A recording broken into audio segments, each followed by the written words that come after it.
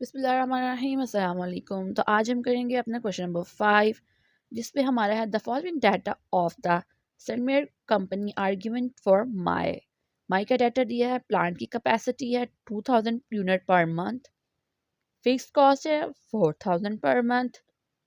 Variable cost, अब देखिए variable cost आपको पर यूनिट दी हुई है, फिक्स कॉस्ट पर यूनिट नहीं, फिक्स कॉस्ट की पूरी अमाउंट दी है। 2.50 पर यूनिट वेरिएबल कॉस्ट है। सेल प्राइस 5 पर यूनिट, और इसमें हमने फाइंड करना है break even point in dollars. तो अब हमने अपना क्वेश्चन सॉल्व करना शुरू करते हैं। सबसे पहले हम सेल निकाल लेते हैं क्योंकि हमारे पास सेल नहीं दी हुई। क्वेश्चन नंबर 5, सेल हमारे पास 2000 यूनिट्स थी और एक यूनिट की प्राइस थी 5। तो हमने 2000 यूनिट को 5 से मल्टीप्लाई किया, हमारे पास आया 10,000 सेल्स का। अब सेल्स तो निकल गई, अब हम फिक्स कॉस्ट, तो हमारे पास उसने हमें अमाउंट में दी हुई थी, लेकिन वेरिएबल कॉस्ट अमाउंट में नहीं, उसने हमें यूनिट्स में दी थी। तो एक यूनिट की प्राइस उसने हमें कहा था 2.50 है और टोटल यूनिट्स थे 2000। तो 2000 से हमने 2.50 को मल्टीप्लाई किया, तो हमारे पास वेरिएबल कॉस्ट जो आई वो है $5000। अब देखें क्वेश्चन में सेल भी निकली है, हमने निकाल लिया है। फिक्स कॉस्ट ऑलरेडी निकली हुई थी और वेरिएबल कॉस्ट भी हमने निकाल ली है।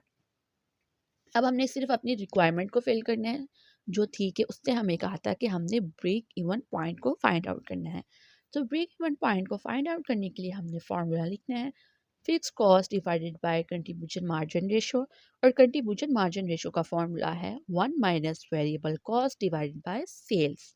मैंने इसको डायरेक्ट किया है, अगर आप डायरेक्ट नहीं करना चाह रहे तो आप पहले कॉस्ट मार्जिन रेशो को फाइंड करें और फिर fix cost contribution margin ratio से डिवाइड कर लें।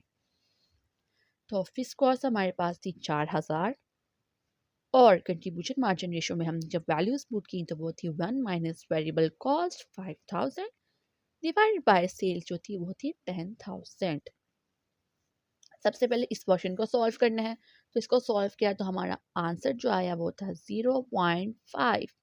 तो अब हमने ब्रेक इवन पॉइंट का फॉर्मूला लगाया, फिक्स कॉस्ट का डिवाइड किया कंट्रीब्यूशन मार्जिन रेशियो से, जो कि फिक्स कॉस्ट थी 4000 divided by 0.5 is equal to 8000, जो कि हमारा आया ब्रेक इवन पॉइंट। तो ये था आज का क्वेश्चन। होप सो आपको ये समझ आया होगा।